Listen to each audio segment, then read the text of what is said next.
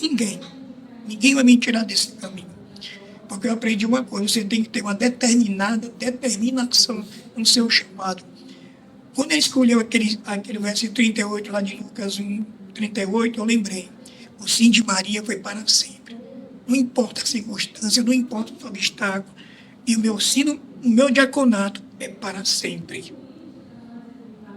Para sempre. Uma coisa que eu aprendi assim, você ser pequeno, não querer ser muita coisa, não é eu ser, não. Eu quero ser assim, pequeno mesmo, assim, sem status. Se tiver, não é para mim. Uma vez eu passei uma vergonha,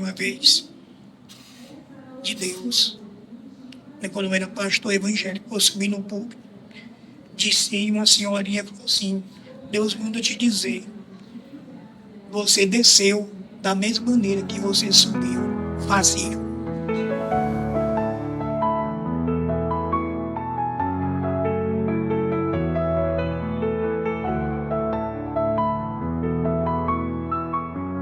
Olá, paroquianos! Sejam bem-vindos a mais um episódio do nosso Glória Cast, o podcast da Paróquia Nossa Senhora da Glória. Hoje estamos aqui mais uma vez, em uma quarta-feira, no meio do Centro de Pastoral da Paróquia da Glória, onde estão acontecendo diversas atividades, um bloco de salas à nossa frente, ao nosso lado aqui no salão paroquial, à nossa direita lá no pátio, né? Fora a igreja matriz, sempre lotada, sempre muito cheia, ainda mais uma quarta-feira, missa do Padre Elano, então a comunidade está sempre muito presente. E nessa noite estamos mais uma vez aqui com a nossa comunicadora Patrícia Guabiraba, nossa jornalista, nossa pasconeira, nossa irmã de comunidade de décadas, né, Patrícia? Oi, Pedro. Não fala quantas décadas são, não, tá? São poucas décadas. É um prazer estar com você, dividindo aqui a bancada em mais um Glória Cast. Eu espero que seja uma conversa bem bacana, que vai levar, então, mais uma palavra de evangelização para a nossa comunidade. E o nosso convidado de hoje é o nosso querido diácono Severino, nosso diácono que chegou para somar na Paróquia da Glória no final do ano passado, no final de 2024. Patrícia, quem é o diácono Severino? O diácono Severino, ele é natural de Brasília, é casado com Maria José, é formado em teologia pela Pontifícia Universidade Católica, né, a PUC, de São Paulo, é também formado na língua grega aqui pela Universidade Federal do Ceará. Ele foi ordenado diácono no dia 10 de agosto de 2024, né, por Dom Gregório Paixão, e em 14 de setembro de 2024, ano passado, né, foi provisionado aqui para a nossa paróquia, a Paróquia Nossa Senhora da Glória. E, diácono, para a gente começar esse nosso bate-papo, essa nossa conversa de hoje, o que é um diácono? Diácono pode casar, mas ele não serve ao altar? Como que é essa relação?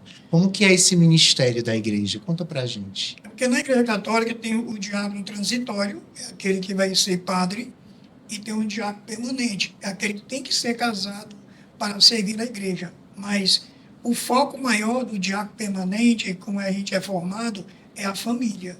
Sim. Então, em primeiro lugar, a família, porque é através da família que você é diácono permanente.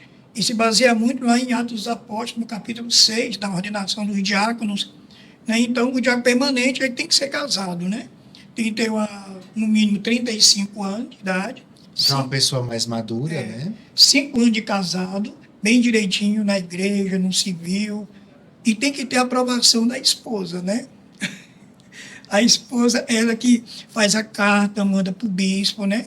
E de acordo com o que ela escreve na carta, que o bispo vai ler, você pode ser ou pode não ser diácono, né? Se a mulher não assinar, você não vai. Mas o que é que o diácono pode, na vida da igreja, nos sacramentos, né? Como é que é essa ação do diácono na vida da igreja? O diácono, ele não pode fazer 3 coisas. Ele não pode consagrar as espécies, que é o pão e o vinho. Ele não pode confessar e não pode fazer a unção dos enfermos. Essas 3 coisas ele não pode. Ele não pode dar nenhum sacramento, né? Isso é vetado para ele. Agora, batismo, casamento, exéquia, formação, tudo ele pode fazer. Né? Isso é o dia catequese, né? Pregação, altar, porque a função do diácono ele é o altar, a palavra, altar e caridade. Esse é o tripé do diácono na igreja, né? Isso aí não pode, tem que amar isso aí. O altar ali, ele tem que estar sempre atento a tudo que está no altar. Porque o altar é a vida dele. Assim como o altar é a vida do sacerdote. Claro, com uma diferença muito grande, né? Mas a gente que é diácono, nossa vida está no altar. Mas só que a gente não pode ficar só no altar. A gente tem que servir também o povo. O diácono foi chamado para servir o povo. Ele não pode servir só no presbitério. Ele tem que estar no meio do povo. Falando em presbitério, em cima do presbitério fica normalmente o sacerdote, o padre, que celebra uma celebração eucarística, e ao lado dele ficam os diáconos. É interessante que as vestes de um e de outro são bem parecidas. Tanto o padre quanto o diácono usam uma estola, que é essa veste que é colocada por cima da alva para representar que está a serviço. Mas a do diácono é colocada em uma posição diferente da do sacerdote, não é? É diferente porque a nossa ela é transversal, Transversal. né? E nós vamos a dalmática, né? O padre já é a casula. Aquela roupa maior, que é colocada por cima de tudo, aquela mais vistosa. Ela tem as cores litúrgicas, né? A casula, geralmente, a do padre é mais comprida e a do diácono ela é mais um pouco mais curta, né? Então tem essa diferença. Ela é transversal porque nós somos o diácono no altar, ele é o Cristo servo. Ele é o Cristo servo, porque a função dele é servir. Ele está ali para servir. Ele é aquele diácono, ele pode se pegar como base, como Jesus lavou os pés do discípulo, né? Aquele que se baixa para servir. É o servo dos servos, é o diácono. É aquele mais pequeno, aquele que está ali para servir. Até os seus próprios irmãos diácono também, né? Então é até uma dica para nós católicos, né, Patrícia? Quando olharmos para um presbitério cheio de sacerdotes, de clérigos, se é assim que a gente pode chamar, a gente vai encontrar, então, os diáconos com essa roupa, ou uma estola transversal ou uma dalmática. Vamos encontrar os padres com uma estola, né, longitudinal, né, na vertical, e com a casula. E podemos também encontrar a figura dos bispos, não é verdade? Também. Que os bispos já vão usar outros paramentos, né? Vai ser a mitra, que é aquele chapéu de ponta, não é isso? Ou então... Tem o solidéu. Solidéu, isso mesmo. Tem um solidéu. Então é interessante que quem ordena é o bispo. Então todo diácono está subordinado ao bispo. É o bispo de uma diocese. Então ele que tira você de um lugar e põe para outro lugar. A não ser que esteja um pedido de um padre, né? Aí ele vai analisar se realmente vai precisar ou não, né? Então, é ele que vai determinar o bispo. Ele que tira você, ou deixa lá até o dia que ele realmente quiser que você fique. Mas, geralmente, o Dom Gregório, ele é muito, assim, organizado, sabe? Ele quer que o diácono permanente fique nas regiões perto da sua casa, Sim. da sua família. Porque não tem caminho você mora aqui. E disse para ele só, ele mandou você lá para o Zé Walter. É uma coisa totalmente contrária. Então ele tem o diácono mais perto da sua família. Então é uma vivência familiar, ao mesmo tempo que está ligada com uma vivência comunitária, né? Sim. As duas coisas acabam se encontrando nisso aí. Mas vamos começar agora do início, Diácono. A gente quer saber do senhor como é que foi essa chegada. Quem foi que lhe apresentou a Deus? Sua família sempre foi católica. O senhor, como é que foi esse chamado de Deus na sua vida? Como é que foi o seu adentrar na igreja? Assim, toda a minha família é católica, né? Uma família de 9 filhos, 5 homens e 4 mulheres. Eu, mais velho da turma, fui batizado direitinho, católico. Foi batizado aonde? Em Brasília? Em Brasília mesmo. Não, porque veja bem, quando eu cheguei em Brasília, eu era já bem bebezinho, né? Porque o meu pai, ele é paraibano. Sim. Né? Paraibano. Então, toda a minha infância, tudo, foi em Brasília. Aí eu fui registrado em Brasília. E sua mãe também é nordestina? Minha mãe é de Olinda, ela já faleceu, saudosa memória. Meu pai é da Paraíba, de Itabaiana, e minha mãe em Olinda. Eles se encontraram em Brasília por conta das migrações da época? Ou... É porque eles vieram para Brasília para pegar uma condição de vida melhor, né? Isso na época que Brasília estava começando a nascer? Ali pelos anos 60? 60, 64. Minha mãe trabalhou de empregada doméstica.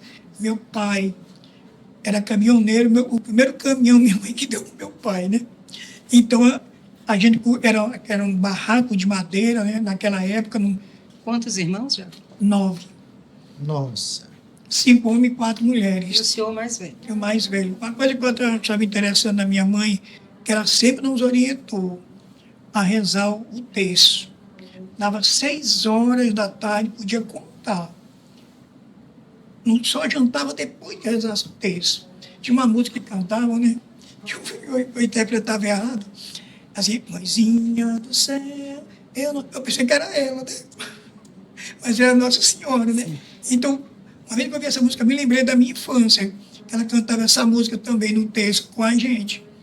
Então, estava aquela família voltada mais para o catolicismo. Só que a gente seguiu a tradição dos nossos avós, né? Bisavô, não tinha o conhecimento como a gente tem hoje, né? Então, eu voltei para a Igreja Católica dentro de idade pequena. Só que, quando foi no ano de 1973, aí eu entrei na igreja evangélica. Em que idade, Diabo? Eu tinha 14 para 15 anos. Teve a oportunidade de fazer a primeira Eucaristia quando criança ou não? Teve que fazer a minha Eucaristia. Fez né? crisma também? Crisma, só que o crisma foi o seguinte, até engraçado o crisma. Quando eu fui me apresentar a minha documentação para o diaconato, aí me pediram o crisma.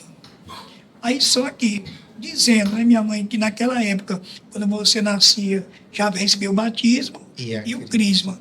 Mas só que isso não aconteceu, porque quem dá o crisma é o bispo. Sim, outro certo. Aí quando foi a documentação, um senhor João, né, lá da Jorge. senhor Jorge, falou, você vai ter que fazer o crisma. E foi. Processo. Aí eu fiz o crisma, tinha madrinha e tudo. E o jovem falando para mim, não, o que esse irmão está fazendo aí, né? Aí para mim, justamente, apresentar tudo direitinho para ser diácono. Entendi. Eu apresentei uns 11 documentos. Então, 11 documentos. 11 documentos para você ser ordenado. Só que em 1973 foi quando eu entrei na igreja evangélica. 14 anos. 14 anos, porque eu conheci um colega meu, trabalhava comigo, ele jogava bola, ia para casa dele, e após o jogo tinha um culto na casa dele. E através desse culto eu participava, e o pastor ficava, aceite Jesus, se você não aceitar, você vai para o inferno, aquela coisa toda. E aquilo foi me dando medo, e tudo ele vai levantar minha mão logo, né?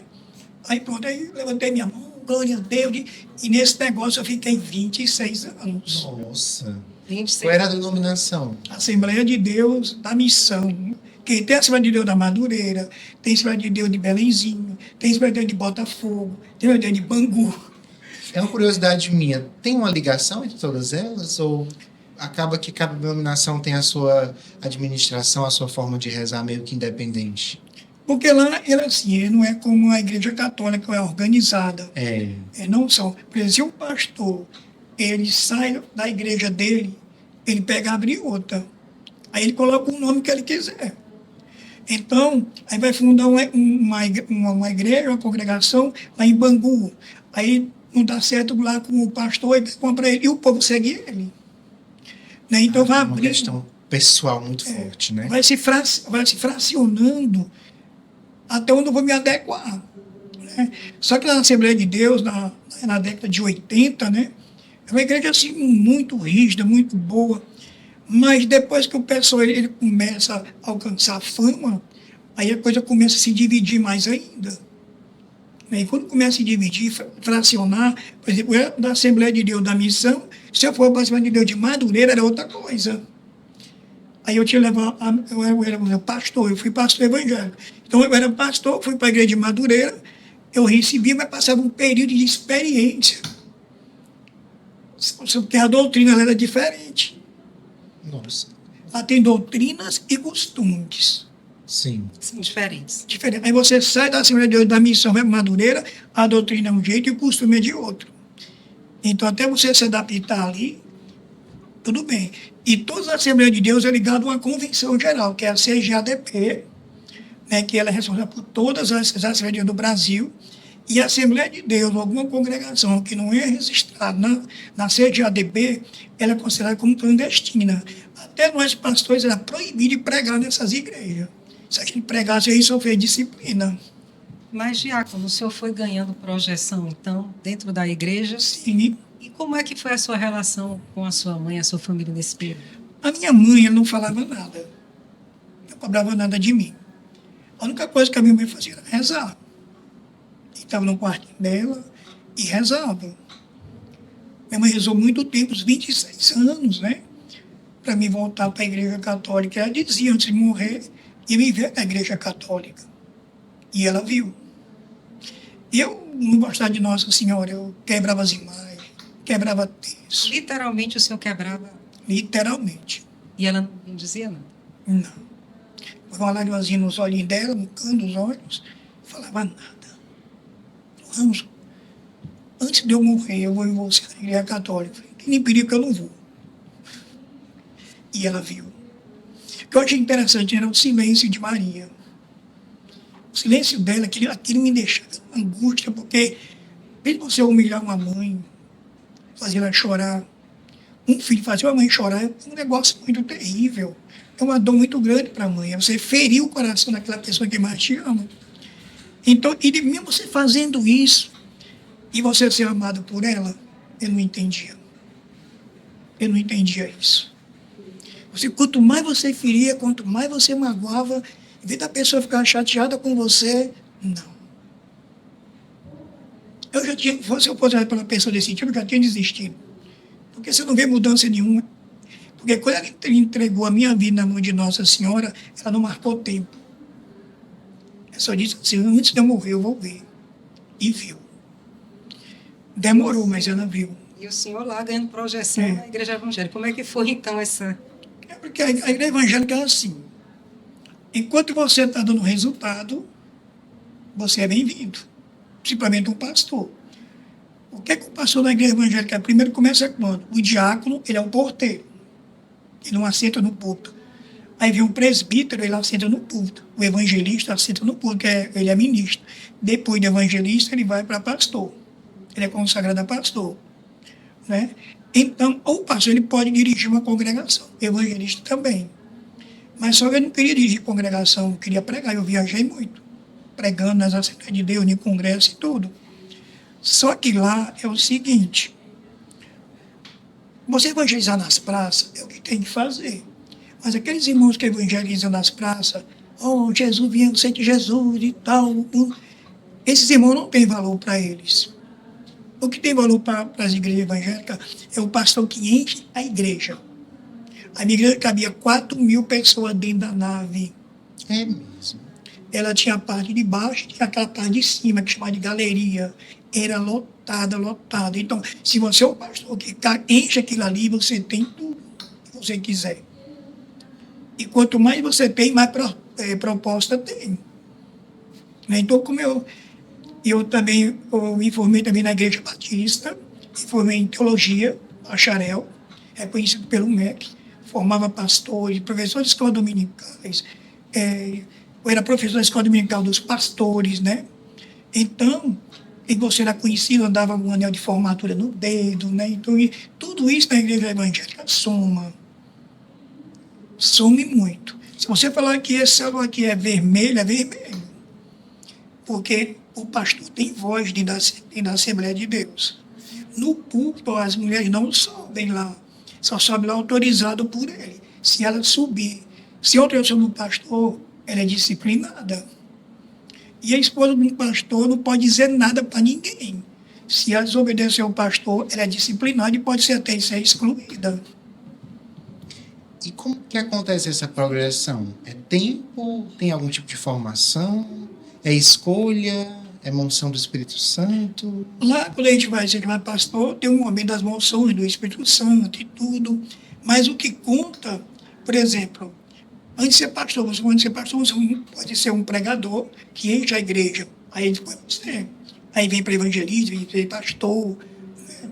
Então é uma escolha. É uma escolha, de acordo com os frutos que você dá. Eu era da congregação, e para chegar na matriz, você tinha que ser muito bom. Lá só ficavam os fera mesmo, eles que sabiam mesmo. Então, aí eu estava na congregação e fui para a matriz. Isso aí era uma progressão muito grande para você. E o povo começar a te elogiar e tudo mais, né? As viagens também missionárias. Eu não ficava em casa de ninguém, eu não gostava, nem pousada eu ficava. Eles pagavam hotéis, 5 estrelas, tudo, com translado, com tudo, e pagando.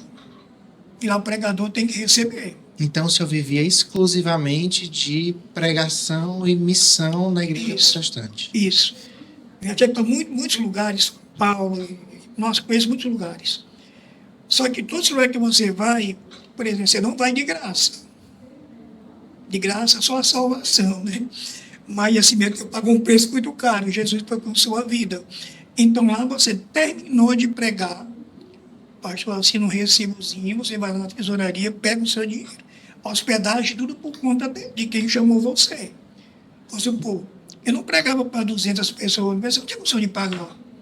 Lá pregador mesmo que prega para 1.000 pessoas, 800, 900, mas meio de quem disse, eles não vão.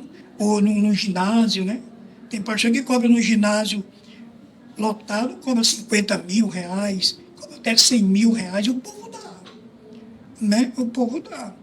Então, e você vai nesse embalo aí, aquilo vai se tornando um profissionalismo, aquilo ali, uma profissão. Diácono, o senhor chegou a escrever um livro. Queria que o senhor explicasse como é que foi, então, diante dessa projeção toda, como é que se deu a sua saída, então. Eu escrevi um livro, né, assim, eu não queria fazer sobre homilética, né?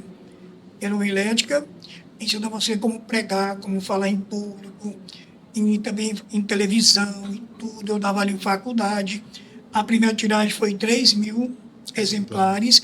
Aí até que a editora fazia, te dava 10% em livros. Quer dizer, então 300 livros você podia fazer dele o que você quiser.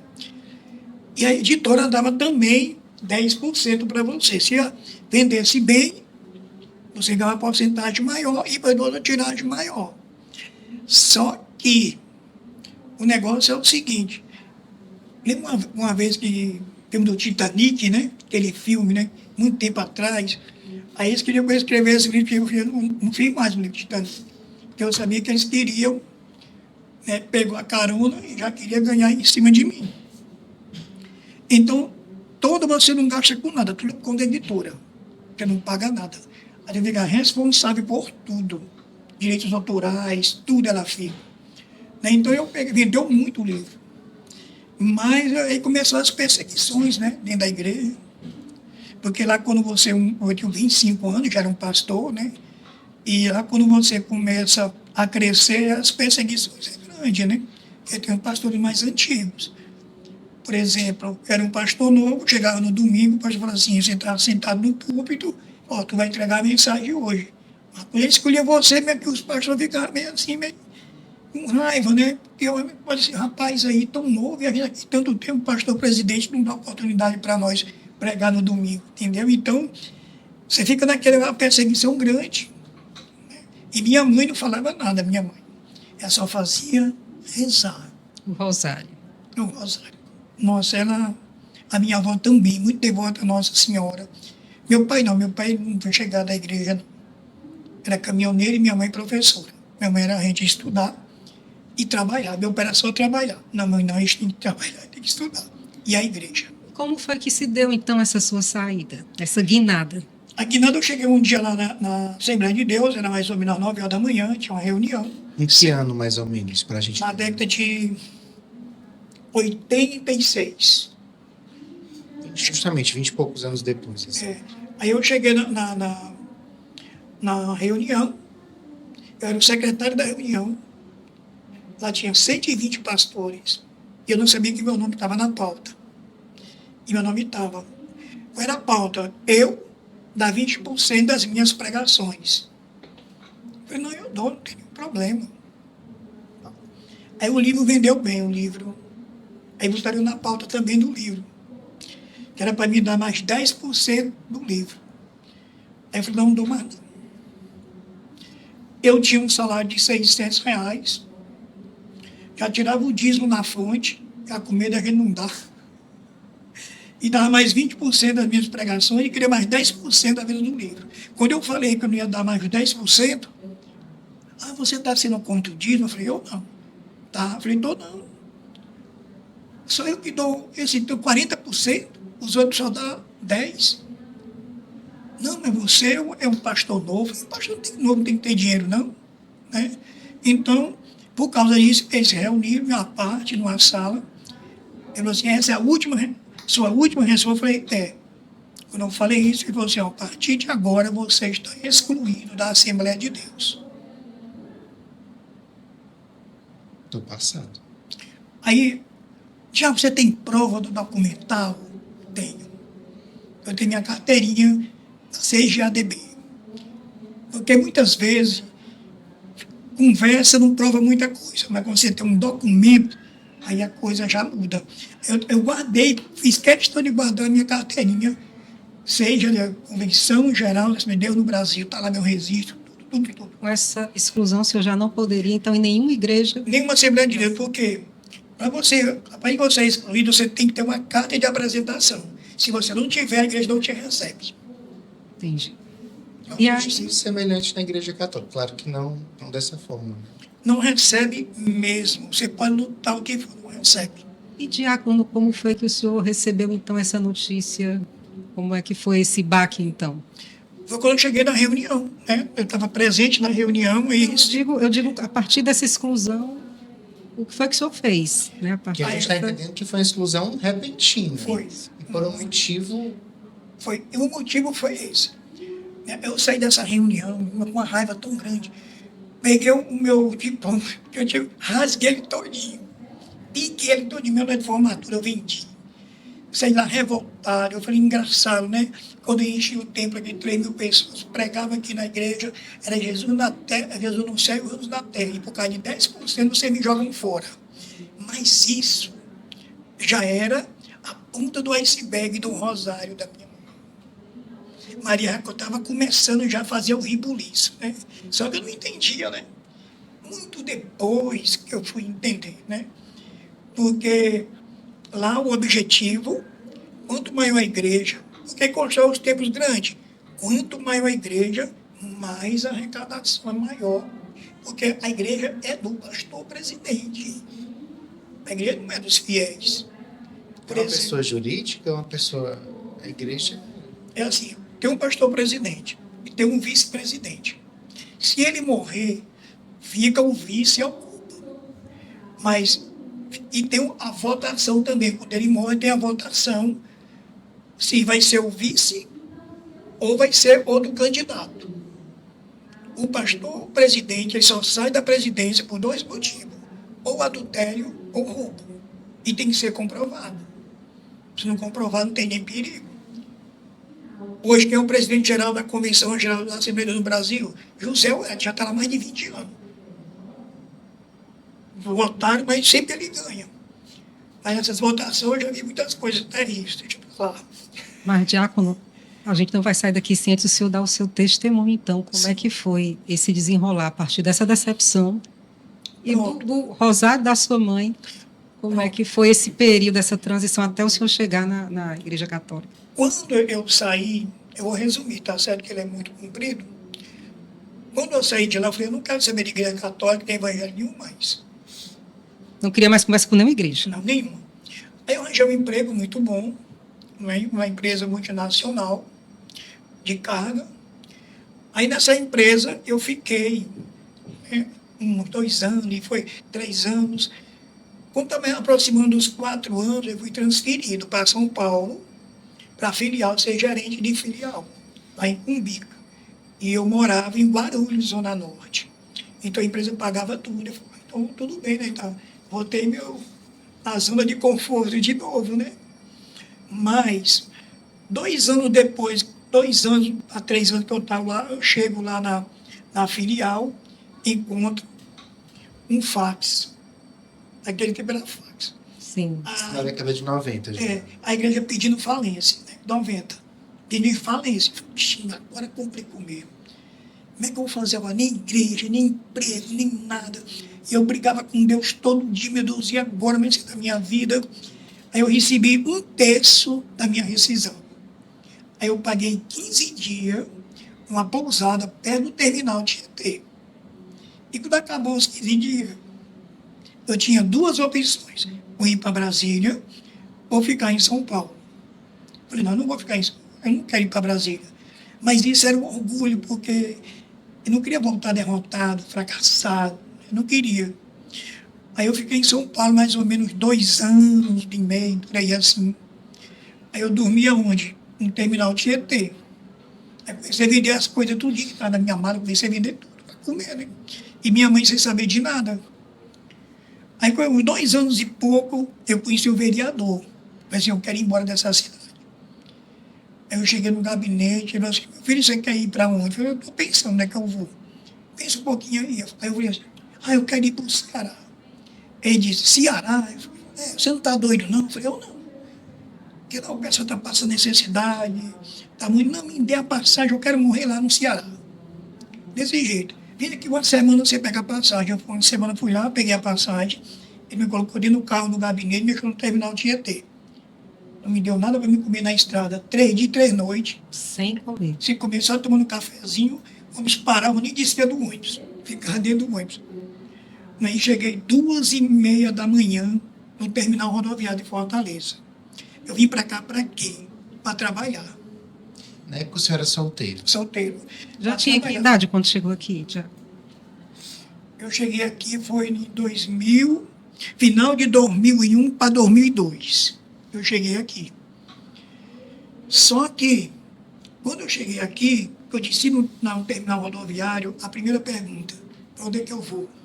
Eu conhecia ninguém. Aí, como não conhecia ninguém, aí eu peguei, fiquei nas ruas. Eu dormia debaixo daquele viaduto da Guanambi, Praça do Leão, estação rodoviária, eu ficava ali. Eu dormia lá também. E também o Parque das Crianças ali. A igreja Sagrado Coração de Jesus. Dormia Lá no centro. ali. Mas não andava com mendigo nenhum. Porque eu tinha medo de andar com eles, que eu não conhecia ninguém. E podia ser preso ou alguma coisa, como é que eu ia fazer? Aí eu conheci o albergue Shalom. Ficava ali atrás, ali perto da captura, lá no centro. Aí foi o mendigo que me indicou, né, para lá. Aí eu fui para lá, cheguei lá. Lá você tinha uma cama para dormir, você tinha, estava o quentinho completo, bem arrumadinho, tudo. Higiene. Tudo, eu tirei a barba, escovei os dentes, fiquei bem bacana e tudo, né? Aí lá tem a regra, qual é a regra? Rezar o texto toda quinta-feira. Já não dá para mim não, isso aí. Eu não gosto dessa Maria, não gosto dela, e eu sou crente, protestante, não era nada. Eu não queria rezar o texto. Aí então quer dizer que o senhor não quer obedecer às regras, não quer... Eu falei, não, porque eu não gosto dessa Maria, eu não acredito nela. Então só pode pegar essa Maria e pode ir embora. Eu falei, calma. Vou repensar. Eu pensava, porque eu não queria voltar para a rua mais. Eu quero rezar o texto. Mas quando chegava no texto, era quinta-feira, fazia um círculo. Quando chegou da minha vez de entregar o texto, eu passei para outro. Eu volto o texto aí para ele, não vou contar para a coordenadora, ele me dá o texto de volta. Então foi assim. Depois de um tempo lá, o coordenador saiu do texto. Falei, graças a Deus. Eu Você era meio bravo, coordenador? bravo e todo mundo tinha medo dela. Ela tinha 64 mendigos dentro do albergue. Voltava morar. Tava, o pessoal tinha mais medo dela do que o marido dela. E ela era do Shalom, então. Falei, vai ver essa mulher do Shalom desse jeito, brava desse jeito. Né? Aí pronto. Pelo jeito o coordenador saiu, mas vou arrumar outro coordenador. Falei, vixe, vai começar tudo de novo. Eu vou apresentar um novo coordenador. Eu estou lá no meio dos mendigos. Olha, o coordenador do texto vai ser agora o Ramos. Aí, o Ramos vai ser. Eu falei, não, eu não quero, não. É para começar, não sei nem rezar esse texto, nem para onde é que vai. E dessa Maria eu nem gosto dela. Aí então, quer dizer, você não quer rezar o texto, não? Pega sua malinha. Eu falei, mas tudo aqui comigo, arrumar é pegar a mala e ir embora. Eu peguei e vendi a mala lá no Agora não centro. tem mais desculpa. Eu falei, eu vou vender essa mala. Quando ela falou, já vendi a mala. E ali eu fui ter minha experiência, Santíssimo. Eu chamava o Santíssimo Sacramento de Lata Velha. Meu Deus. Eu não acreditava. Eu cheguei no albergue, o pessoal estava adorando Jesus. Ei, seu besta, você está adorando quem? Jesus. Onde é que Jesus está aí, nesse negócio aí? Eu até recebi uma repreensão do coordenador, da pessoa que cuidava lá da gente. Rapaz, respeita aí a religião dos outros. Então, eu era assim. missa, eu me escondi debaixo do beliche. Cadê o ramo? Debaixo do beliche. Então, mesmo começou, tinha as formações, eu participei de seminário, participei. Quando eu participei do seminário, lá em Fátima, lá na Norberg, e o meu grupo de oração era em Fátima. Mas, para chegar nesse patamar, teve uma coisa antes, que foi o Queremos Deus de 2002. Lá no Presidente Vargas, Lá no Castelão. no Castelão. Aí ela falou assim, olha, eu vou alugar um monge para levar toda a mendigada. E nenhum vai dizer que não vai, que se não for, eu falei, já sei. Arrumar. Arrumar. Mesmo que não tenha mala, vai-se embora. Eu nem sei quanto sacola. Aí eu fui. E você, para fazer essa gracinha, você vai levando 2 caixas de isopor, cheio de sanduíche cruzado de um lado do outro, e uma caixa de cuscuz da cabeça. Mas para que era? Para vender lá? Era para dar para os Pra meninos. alimentar, pra Dar alimentar. era o lanche dos meninos. Certo. E sanduíche, eu fiz tudo. E eu fui responsável pelo lanche. Quando eu cheguei no Castelão, que eu vi lá o palanque, e tinha um terço no gramado, entendeu? Tudo tranquilo. E tocando aquelas músicas e tudo, aquele louvorzão lá e tudo, eu em pé, porque as caixas coloquei de um lado. Aí eu vi um grupo de pessoas toda de branco, né, que era a procissão, lá do outro lado do campo de futebol. Quando eu Indo na sua direção? Não, estava do outro lado. Aí eu falei, aquele pessoal lá, quem é? Ele disse, não, aquilo ali é a procissão. Eu falei, quem que vai entrar? Eu não sei, eles sabiam, ninguém me dizer. E a procissão foi se aproximando, se aproximando, se aproximando. E quando eu vou a determinada distância, e carregando uma dor, era mais ou menos desse tamanho, Nossa Senhora das Graças. Vinha levando ela numa dor, eu quando eu olhei, falei, tipo, essa mulher aqui nesse estágio, se eu vou entregar um currículo, eu vejo a imagem dela. Quando a imagem dela é um quadro. Então ela está azarando a minha vida, eu não estou conseguindo emprego nem nada, essa é a minha imaginação. Que a Norberg rezava muito texto, eu já estava cansado de rezar texto e comer sopa. Eu bati o rego e começou e rezar o texto. Falei, rapaz, aqui reza demais e come demais sopa. Eu não estou gostando disso não. Né? Aí, quando eu olho para Nossa Senhora das Graças, que a minha mãe era devota. E naquele dia era dia de Nossa Senhora das Graças. Aí quando foi se aproximando, meu determinado chegou mais próximo, quando eu olhei de novo para a imagem de Nossa Senhora, o rosto dela, eu vi o rosto da minha mãe. Nossa. Quando eu vi o rosto da minha mãe, eu falei, meu Deus, eu estou ficando doido. É de tanto rezar no albergue que eu estou vendo coisa, pensando coisa, não é? De comer sopa. E a sopa bateu o rego, né? Aí pronto. Quando eu olhava, aparecia de novo. Falei, meu Deus, se eu contar isso lá para o pastor, ele vai falar que eu estou maluco. O senhor não acreditou? Não. E eu ficava assim naquela agonia, como de nós, naquela agonia, querendo, meu Deus, uma coisa assim no meu coração, assim, coisa me mexia demais. Aí eu baixei a cabeça, eu levantei de novo. Aí depois saiu essa imagem da minha mãe no rosto dela. Quando aparecia a imagem, passava aquele filme na minha cabeça de tudo que eu tinha feito com minha mãe. Tudo. Aí eu comecei a chorar em pé lá. Aí saiu essa visão, depois entrou outra, assim, eu não vou dizer pior, mas mais difícil. Foi quando eu vi a mão de Nossa Senhora, ela abençoar todo o caixa daqueles fachos de luz mais bonito. Falei, meu Deus, agora endoidei de vez agora. Eu Só pensava, viu Nossa Senhora abençoando. sim. Aí eu falei, pô, meu Deus, agora endoidei demais. Agora eu fiquei doido mesmo. E não queria ficar, eu estava uma coisa tão assim, meu Deus, que eu fiquei, porque era novo aquele ali para mim. Né? Aí olhava e a mão abençoando. Aí depois, pronto, apareceu mais. E o andor começou a caminhada da procissão. Eu estou desse lado, ele ia passando assim. A procissão parou bem na minha frente. Aí eu olhei de novo para ela. Quando eu olhei de novo para Nossa Senhora, ela pegou, girou a cabeça para onde eu estava. E eu nunca esqueci essas palavras de Nossa Senhora. Ela disse assim para mim, meu filho, por que tu és contra mim? Eu sempre te guardei por onde você passou. Eu te livrei da morte. A tua mãe não está aqui. A tua mãe está longe daqui. Mas a partir de 8 vezes consagrada é minha. Eu caí. Sabe, mas o Ramos caiu, sabia isso? Não vi mais nada. Aí eu voltei para o albergue, mudo. Não conseguia falar nada. E aquilo me angustiava demais. Aí eu fui para o albergue, fui dormir. E eu dormia, colocava o travesseiro para ninguém ver eu chorar. E a gente acordava com uma música muito bonita. Maria, porta do céu. Ó Mãe Santíssima, me leva a Deus, e para sempre. Aí eu chorava demais, demais. Aí uma semana depois desse fato, as portas de emprego se abriu para mim. E nesse meio do caminho eu conheci a Maria José, nesse meio de Esse tudo processo isso. de conversão, retomada de vida. Sim. Eu fiz também meu retiro do grupo de oração. Eu acho que eu nem contei esse. No retiro, eu tive outra experiência também, fortíssima também com Nossa Senhora. Foi o momento que meus irmãos estavam lá na cruz, orando e rezando, e aquele louvor, e eu fiquei lá atrás, com vergonha. E eu estava orando com o rosto no chão, e de repente, naquele poder da oração, o pessoal louvando as graças, eu levantei a cabeça. Quando eu levanto a cabeça, eu vejo os pés de uma mulher. Eu falei, meu Deus do céu, né? Contaria da experiência que eu tive lá no Castelão, eu já não me assustei muito, né? Aí eu levantei de novo os pés de uma mulher. Eu fui levantando a cabeça. Aí foi aparecendo. Olhei para a roupa, era a túnica branca, com um cintozinho fino de ouro. Então o seu manto era azul e nas bordas do manto cheio de estrelinha. E o rosto dela brilhava muito. E eu fiquei assim, só vai o que fazer.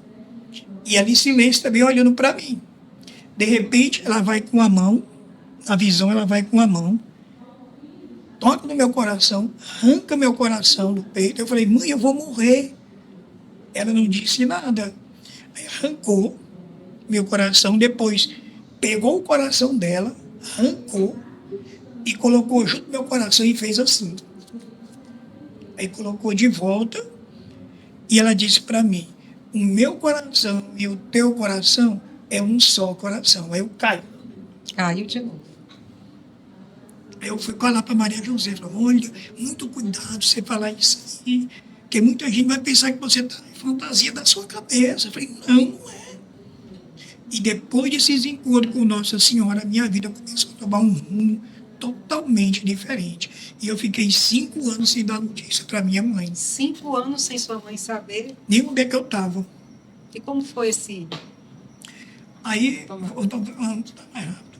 aí, tem a Maria José, não é? Mas ela me ajudou demais. Mas ela foi um canal de Deus na minha vida muito grande. Ninguém não acreditava em mim, ela acreditava. Ela sabia que eu queria ter uma mudança de vida. Ela falou assim, olha, você quer ser um homem vencedor? Eu falei, quero. Você tem que ser um homem de oração. Para adorar Jesus no Santíssimo. De mim, no Santíssimo, eu não gostava muito. Mesmo assim eu ia. Todo dia eu saía lá do centro, ia lá para o Salão da Paz, da Maria Tomada, fazia adoração ao Santíssimo. Quando ela me encontrava, eu estava lá na capela. Ela rezava por mim, aí rezava o texto, eu rezava por ela. E todo o nosso foi assim. Aí foi uma amizade ali. Aí ela depois me convidou para mim almoçar, eu fui. Mas não tinha dinheiro ainda, né? Aí ela pegou, eu estava no albergue ainda, porque eu tive que ficar um mês todinho para receber o pagamento e alugar uma kitnet para mim sair de lá. Falei, meu irmão, não tem dinheiro, não dá certo não. Não, fica calmo. Não tinha aqueles valinhos de papel? Eu te dou o vale. Aquele foi o vale da lamentação para mim, aquilo ali. Olha, lá no Iguatemi, perto do parquinho das crianças. Falei, irmão, não faça isso não, meu irmão. Você quer ir? Eu falei, vou. Eu fui. Cheguei lá, marcou meio-dia, chegou lá meio-dia, meu já estava doidinho, porque eu não tinha mais passagem para voltar. Ela chegou e tudo, me cumprimentou. Eu estava com uma roupa que era doada, né? Um sapato, uma camisa, uma calça cinza, uma camisa verde com jacarezinho. Mas aquela era do Paraguai, né? Não era original. Não é original não, né? Aí eu fui, né? Todo de sapato engraxado, e tudo bem arrumadinho. E o sapato fazia um barulho danado dentro daquele shopping. Meu Deus, o que esse sapateiro fez com o meu sapato? Aí eu imaginava, o que foi? Eu falei, não, não é nada, não. Ela foi, pagou o almoço, e do almoço ela começou a perguntar e tudo. Eu falei, eu não quero namorar ninguém, não. E pediu em namoro? Dá pra gente caminhar e tudo, sim. né? Eu falei, nem caminhar. Você é cara de comunidade, né? É. Vamos assim caminhar, não é namorado não. Eu falei, tá certo, mas não deu nada. Só tem um sonho, mas não deu nada. Não se preocupe, nós vai caminhar. Pronto, caminhando. Aí começou a se gostar e tudo. Ela tinha um fusquinha, né? Empurrei muito esse fusquinha. Entendeu? Então a gente começou a se conhecer, aí namorar, porque na comunidade Shalom ela era consagrada e eu não. Então quando a mulher é consagrada e o namorado não é, ela tem que apresentar ele para os formadores dela. E o formador dela vai rezar se é da vontade de Deus aquele relacionamento ou não. Se não for, ela tem que terminar. Se ela não terminar, ele tem que entregar o tal. Primeiro, eu não quero ser uma pedra de tropeço de jeito nenhum. Entenda a sua vocação. Escolha a sua vocação, não eu. Eu não, calma, fique tranquilo. Aí pronto, foi aprovado direitinho. Depois veio o noivado. Né? Eu não tinha dinheiro, eu comprei essa aliança, prestação, direito. Então o nome dela e a data do nosso casamento. Foi dia 26 de novembro de 2005. Aí foi quando que eu fui ligar para minha mãe. Quando eu liguei para minha mãe, tadinha, tomou um susto. Quanto tempo? Sem notícias? 5 anos. 5 anos. Aí eu liguei para ela, meu filho, onde é que você está? Eu falei, estou no Ceará. Aí é o fim do mundo. Eu falei, é bom que não vou para lugar nenhum, mas é o fim, né? Aí pronto. Meu filho, pelo amor de Deus. Mãe, e ela chorando direto. Eu estou com muita saudade de você, eu queria muito lhe dar um abraço. Né? Mãe, calma. Olha, eu quero falar 2 coisas para a senhora. Primeiro, eu voltei para a igreja católica. Segundo, estou convidando a senhora para o meu casamento. Ela chorava demais da conta. Imagina a alegria, hein? Nossa, eu tô realmente sem palavras. Normalmente eu falo mais nos podcasts, mas eu tô realmente sem palavras depois dessa história toda. Ela falou assim, meu filho, eu não vou poder ir, eu estou muito doente. Nem meu irmão Paulo, outra minha amiga, não vai dar para eles ir, não. Mas você tem minha bênção. Você tem minha bênção. Quando a minha mãe me abençoou, eu senti logo de imediato, sem sombra de dúvida, é a bênção de Nossa Senhora do meu matrimônio. História incrível. Aí pronto. Aí foi o casamento, ela não foi, eu mandei as fotos, bem bonitinho para ela. Mandei o ofício da Imaculada Conceição para ela, né? Mandei também. Aí, quando foi no dia 3 de janeiro de 2006, a minha mãe faleceu. Pouco tempo depois. Parece um cumprimento, né, de uma promessa, de uma espera.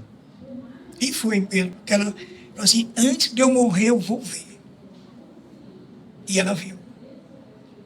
Então, assim, eu aprendi com ela no Rosário, eu tenho que confiar naquilo que eu rezo. Eu tenho que confiar. E ela confiava demais. Não é?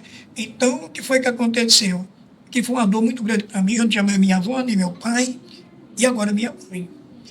Eu sempre tinha notícia que quando eu cheguei na comunidade, chorei muito, a Maria do meu lado. Aí fui lá em casa, tem um altarzinho, daí a gente reza. E eu choro, mas Senhor, por que tu tiraste minha mãe? Logo agora, eu queria passar um mês comigo aqui. E tu tiraste minha mãe.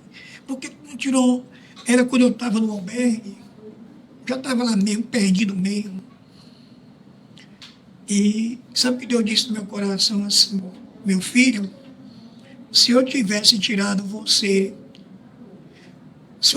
lá do albergue, com a morte da sua mãe, eu teria te perdido. É interessante essa questão do Deus falando. Quando a gente começa a se conectar com Deus através da oração, essas coisas vão aparecendo naturalmente na nossa consciência. É realmente o Espírito da Sabedoria, né? Que desce a nossa consciência, a nossa vivência, o nosso olhar, e a gente começa a enxergar outras coisas que antes a gente não via. É interessante isso. Aí ela pegou, falei, mas por quê? Aí eu liguei para minha irmã, meu pastor falou para mim, minha irmã lá em Brasília, né? Ela morreu assim, ela foi da segunda-feira para terça-feira. Ela morreu com o ofício na mão. O ofício de Nossa peito. Senhora. Ela caiu assim no chão, os bombeiros viraram ela, com o ofício aberto. Eu perguntei para minha irmã, ela disse que ela ia rezar aquele ofício em gratidão a Nossa Senhora pelo resgate do filho dela. Incrível. E fala para ela ainda, disse assim, que de todos os filhos, eu era o filho do coração dela. Mas como? Como é que a pessoa vai dizer isso para uma pessoa que foi tão ferida pelo filho, tão desobediente? Aí eu fui entender o que é o amor. Fui na Igreja Católica. O que é realmente amar. Amar é amar aquele que ninguém quer. É esse que tem que amar. Meus irmãos nunca deram trabalho para mim, eu era o que dava mais. Quanto mais eu fazia, mais ela me amava. Então ela disse. E outra coisa, mesmo no céu, eu continuarei intercedendo por ele diante da Virgem Maria. Aí eu fui entender mais uma vez o que é o amor de Deus, o amor de uma mãe. Mesmo no céu, ela não esquece do seu filho que ficou. Eu sim, eu posso ter, mas o que é impossível aqui, lá no céu é possível. Então, assim, eu sou muito grato. Aí foi toda a minha caminhada, Shalom e tudo. Aí eu queria, meu Deus fez tanta coisa por mim, não tenho nada para dar para ele, como gratidão. Aí veio rezando e veio aquela passagem lá de Lucas 26, Lucas capítulo 1, versículo 38. Eis aqui a serva do Senhor. Faça-se em mim segundo a sua palavra e a salva. Esse versículo foi o norte para mim, ser um diácono permanente. Servir como Maria serviu. Que o sim meu fosse o sim dela para sempre no meu diaconato. Servir os pobres, aquele que ninguém quer. Eu trabalhei na promoção humana há muito tempo, pessoa dependente químico, em casa trabalhei 5 anos com adulto, menores infratores, 16 a 21 anos, trabalhei mais 5 anos com adulto, fomos essas pessoas em Deus, evangelizando, trazendo de volta para a igreja, na promoção humana, de ajudar aquele que ninguém quer. Quando eu vejo um mendigo na rua, eu me lembro de mim. Nossa, que testemunho, que podcast, e tudo ao mesmo tempo. A gente fica até sem palavras, né, Patrícia? Sim. O que a gente ia falar agora? Qual era o próximo passo da nossa formação? Bem, do nosso diálogo. Como que chega, então, para a gente já ir se encaminhando aí para esse reencontro com Deus, né? Então, como que chega o diaconato? Foi um processo? Grupo de oração, casamento, grupo de casais, seminário de vida, aproximação talvez de algum serviço, de alguma paróquia? Sim, como se desenrola isso? Na comunidade Shalom mesmo, o chamado, que para mim ser diácono, eu tinha que fazer um acompanhamento com a minha formadora comunitária e meu formador pessoal. E acompanhamento assim, se você sente um chamado, você é um consagrado, então não vou logo não, é assim não. Vai ter um certo tempo de acompanhamento, de oração, eu anotava as passagens bíblicas que Deus falava comigo e apresentava para a formadora comunitária. E formador pessoal. Ele falou, é de Deus isso? É pronto, é de Deus. Terminou a primeira fase, a segunda qual é? Mandar minha carta para o setor dos seminaristas, que era o padre Denis na época, pediu o conselho, o discernimento desse processo. Então, esse conselho que ia discernir se era da vontade de Deus ou se o diaconato ou não. Se ele dissesse, não poderia ser. Aí foi aprovado que sim. Eu recebi o sim da comunidade, então eu fui para a escola diaconal em 2012. Opa. 2012, a Maria José me ajudou muito mesmo, mas foi assim um canal de bênção para mim.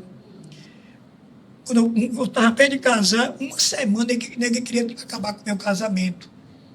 Tinha gente que não queria que eu casasse com a Maria José. Tentaram colocar areia? Porque esse mendigo de rua não tem nada. Mas falou assim, olha, mas que toda gente bonita, um Shalom, você escolheu o mais feio. Pessoas que não têm nada, né? Comentários maldosos. Mas que era muito, né? E a Maria José firme. Aí eu perguntei, mas José, quando eu estava no albergue, o que você viu em mim? O que ela respondeu? Eu não vi nada. Mas uma coisa eu vi, Deus em você. Eu lembrei um dia que o Padre Elano estava aqui, no meu livro, assim, ó, escolha um homem que ame mais a Deus do que você. Era isso que a Maria José queria. Ele falou, eu lembrei logo. Está dando certo até agora. Aí, então, na escola diaconal, Aí teve 2012. 2012, todo o processo e tudo, aí veio pandemia, né? E aquela coisa toda. Formação de filosofia também. Eu fiz filosofia na PUC também, em São Paulo. Aqui, a única coisa que eu fiz aqui foi o grego na UFC. Estava tudo lá, foi na PUC, em São Paulo. Isso aí na época da igreja protestante. Assim, mesmo assim, porque a igreja já não tinha. E eu queria estudar, eu queria conhecer, então eu não media esforço para nada. Aí só que eu sabia que isso ia servir, né? Futuramente. Eu creio que Deus já vinha fazendo já o alicerce todinho, sem eu perceber. Aí quando eu cheguei, eu entendi toda a caminhada, a trajetória, até chegar na Igreja Católica. O meu lugar aqui, né? Então, aí só que nessa caminhada no diaconato foi muito dura também para mim, né? Porque nós era 43 candidatos e sobrou 12 ou 15. A peneira passou bem fina mesmo, né? E me dizia uma coisa: você não vai ser diácono, não. Eu falei: rapaz, não quero saber disso, não. Você não vai ser diácono, rapaz, é muito difícil. Não, não quero saber disso, não. E eu rezando, fazendo adoração do Santíssimo, buscando uma adoração. E Deus confirmando e aqui acalmando meu coração.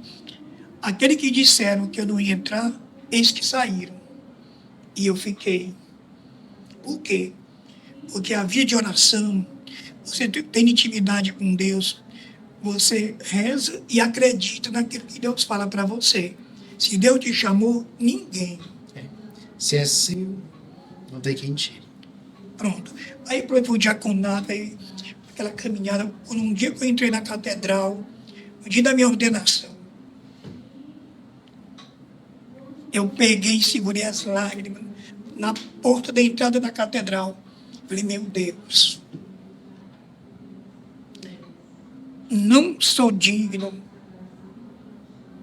de estar aqui nessa ordenação, mas tu me escolheu. Eis-me aqui. Assim, eu tive um formador de liturgia muito bom na igreja lá de São José. Eu dei muito trabalho para o padre Paulo, muito zeloso pela liturgia, né? Ele queria as coisas tudo certinho. Algumas vezes eu errava, ele disse: oh, você está aprendendo e está desaprendendo tudo de novo, né? Mas me ajudou muito.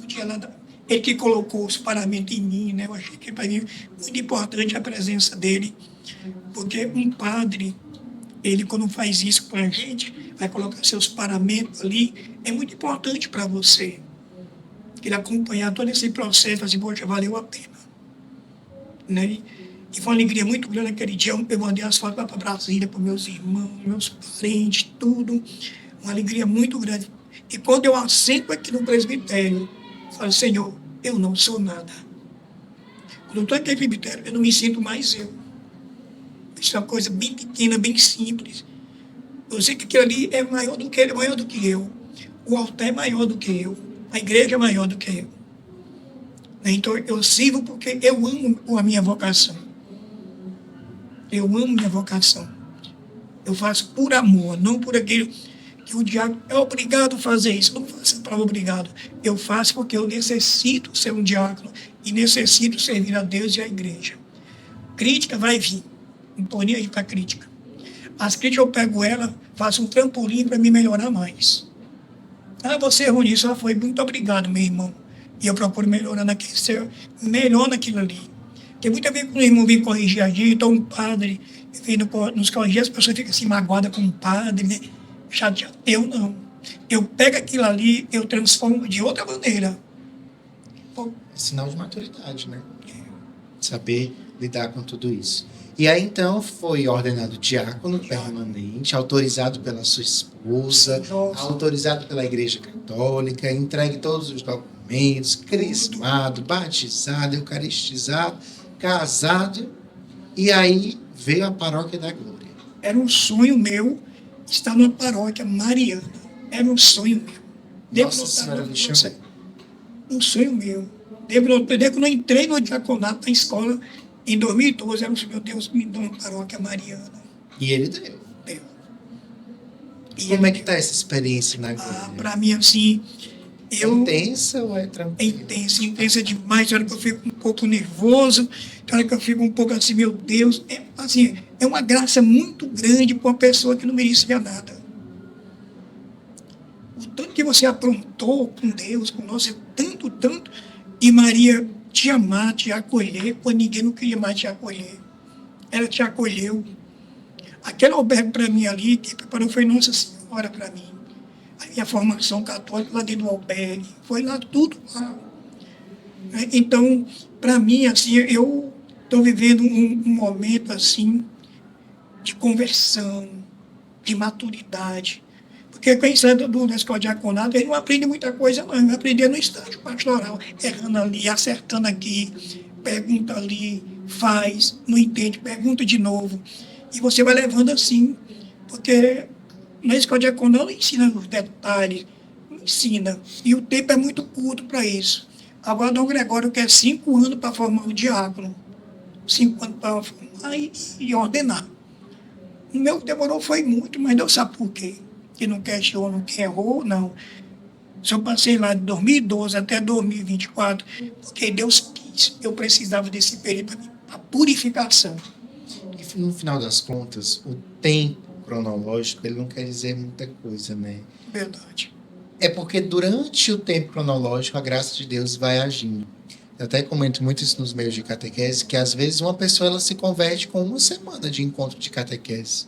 E tem gente que pode ter 10 anos e ainda não vai encontrar esse processo de conversão. Então é deixar realmente a graça de Deus agir na nossa vida e deixar que essa graça frutifique no tempo que Deus quer que ela frutifique. Eu penso muito dessa forma. Quando eu fui ordenado, fiquei pensando, entrei na catedral, meu Deus, se minha mãe estivesse aqui. E ela faleceu com aquele desejo de me abraçar. Ela não conseguiu. Ela disse, eu não vou conseguir, mas alguém primeiro do que eu te abraçou, Nossa Senhora. Quer dizer que não houve um reencontro de vocês, Não tive tempo.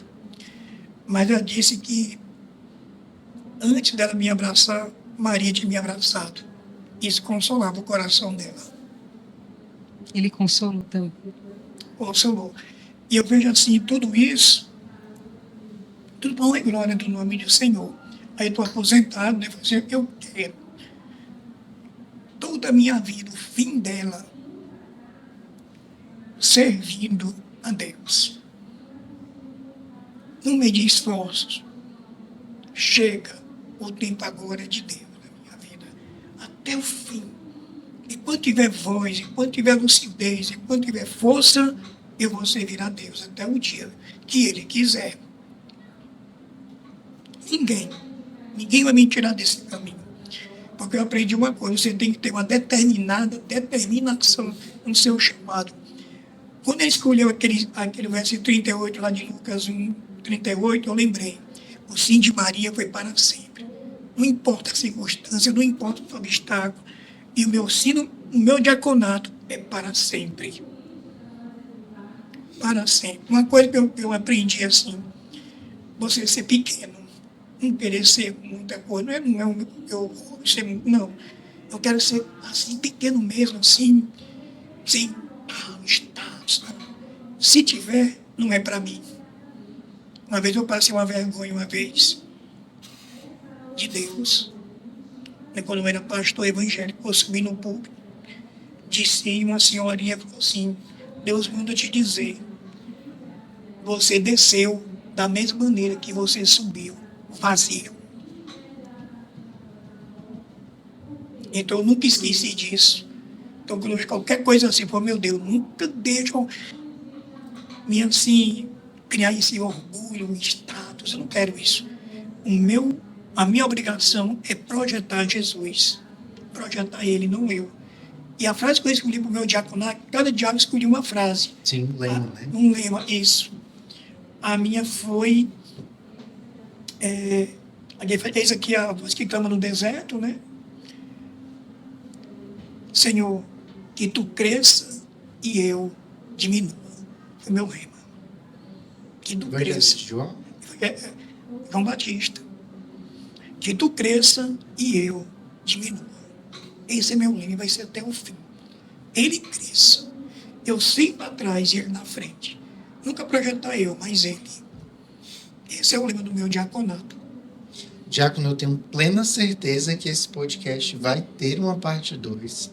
A gente deve ainda ter muita coisa para instigar, sobretudo, acho que esse contato com as pastorais aqui na paróquia em específico, alguns projetos que a paróquia está tocando, né, alguns projetos pastorais que eu sei que o senhor também está acompanhando. O tempo desse podcast já está bem estendido. A nossa produção vai ter um trabalhão para editar, porque realmente foi assim. A carinha dele está de boa vontade. Tá de boa, né? Tá de boa. Tá sim. São gente boa. E a gente vai se encaminhando, então, para a finalização dessa primeira etapa, mas já vamos marcar uma segunda, porque a gente realmente tem muita coisa ainda para instigar, né, Patrícia? É verdade. E aí a gente vai terminar esse podcast com um jogo de perguntas e respostas rápidas. Pensa rápido, responde rápido, Diácono Severino. Um santo de devoção. São Tomás de Aquino. Um livro da Bíblia. Evangelho de João. Uma música católica que marcou a minha vida. Maria Porta do Céu. Um momento da minha caminhada inesquecível. No dia que eu entrei na catedral para a ordenação diaconal. E, por fim, um católico que me inspira. Assim que fala santo? Santo, pessoa aqui na Terra, um cristão, um católico que lhe inspira. São Francisco de Assis. São Francisco de Assis, um santo, né? Um santo. A pobreza. É isso. Perfeito. Alguma coisa mais, Patrícia? Foi tão Não. profundo. Foi. Eu não queria dar spoiler porque eu tinha visto um testemunho do diácono lá para os Crismandos, né? Da pastoral da Crisma. Meu filho está esse ano fazendo a formação para a Crisma. Eu vi o trecho resumido lá, mas assim, fiquei muito impactada. E esse testemunho, né, e essa partilha hoje do diácono Severino, desde já nós agradecemos, diácono, pela sua disponibilidade de vir. Com certeza vai impactar muitas famílias, muitos corações. Somos muito gratos pelo seu sim, pelo seu serviço, diácono. E ainda na onda do agradecimento, a gente agradece mais uma vez a promoção humana da nossa paróquia, esse serviço que atende centenas de famílias mensalmente, na promoção de vida, na promoção dos sacramentos, da evangelização, da alfabetização, da saúde, da qualidade de vida de um modo geral. Bonito isso tudo. O diácono não mencionou, mas ele celebrou pela primeira vez no último sábado, no sábado santo, né, de manhã, um rito chamado rito de preparação imediata, que é um rito de oração específico para os adultos catecúmenos, né? Ou seja, os adultos ainda não batizados. E dentro desse grupo de adultos de mais de 50 pessoas, estavam 3 pessoas da promoção humana. Inclusive Três assistidos. 3 assistidos. Uma senhora que eu achei esse lindo testemunho dela, muito simples, chamada Dona Cláudia. Nem sei se pode dizer o nome, depois a produção corta, né? Bota aí Deixa, não devo dizer. a Dona Cláudia, ela começou o processo na última turma, mas aí já chegando no finalzinho ela desistiu. E eu disse, não podemos perder essa pessoa. E ela é uma senhora já, acho que ela deve ter mais de 50 anos, com certeza. E aí quando foi nesse semestre, nesse novo ciclo, ela voltou. Eu fiquei muito feliz que ela conseguiu realizar os 3 sacramentos na Vigília Pascal, que é uma celebração muito bonita, né?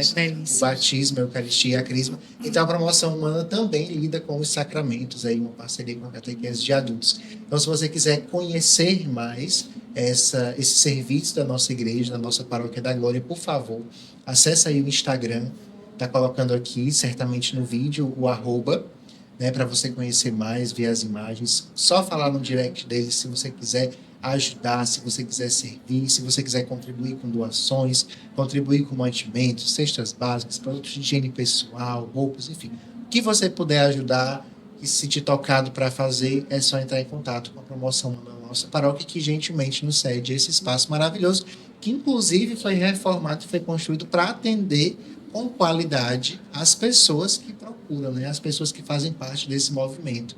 Então, tem aqui uma estrutura muito boa para dialogar, para abraçar todos esses que nos procuram e que precisam dessa atenção um pouco maior.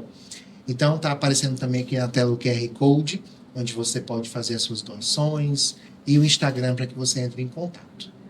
É isso, Patrícia? Hoje aqui cheio de cestas básicas. É lindo quando a gente chega. Tudo, né? Ó, acho que eles vão entregar por esses dias, né? Com certeza. Então vamos nos despedindo, né, Pedro? Uma alegria estar com você também. Igualmente, Patrícia, a gente já tem uma caminhada na Pascua. Já tem um pequeno Da show. redação para os vídeos, dos vídeos para as fotos, das fotos para os podcasts. A gente agora. ousa, né? A gente quer fugir das câmeras, né? A gente acaba. Vamos trazer se você para o ousa. outro lado da mesa também, Patrícia. Tô fugindo, viu? Conhecer a sua história. Tô fugindo. Eu sei que ela é uma história muito boa. Até o próximo vídeo, pessoal. Até o nosso próximo podcast. Tchau, tchau.